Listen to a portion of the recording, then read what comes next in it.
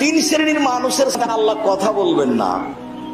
তো এক শ্রেণীর হলো মিথ্যুক দায়িত্বশীল, মিথ্যুক হেড মৌলানা, মিথ্যুক হেডমাস্টার, মিথ্যুক চেয়ারম্যান, মিথ্যুক মেম্বার, মিথ্যুক এমপি, মিথ্যুক মন্ত্রী, মিথ্যুক গ্রামের সর্দার, যারা মিথ্যা কথায় দায়িত্ব পালন করে ওর সাথে আল্লাহ কথা বলবেন না, যে তোর সাথে কথাই নাই, জাহান্নাম জান্নাত পরে কথাই নাই।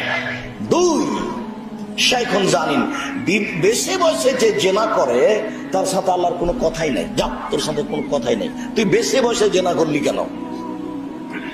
তিন,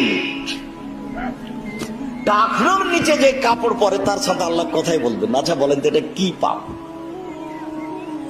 আমি মনে মনে বলি, টাকনোর নিচে কাপড় নাই পরলাম, তা আমি তো কারো টাকা পয়সা ছিনিয়ে নিয়েছি কি? টাকনোর নিচে কাপড় পরলাম তো আমি তো সুদ খাইনি।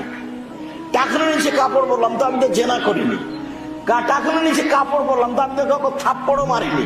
মুসা আলাইহিস সালামের মতো আমি কাউকে হত্যাও করিনি। তো আল্লাহ আমার দিকে দেখবেন না কেন, কথাই কেন বলবেন? এটা কি হলো? এটা এই জন্য, এই পাপটা হলো মনের সাথে জড়িত।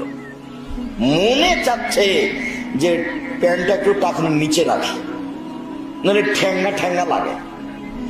স্ত্রী মেয়েতে বলছে, আব্বু টাকনোর নিচে প্যান্ট উপরে রাখলে কেমন কেমন জানি কেমন কেমন লাগে।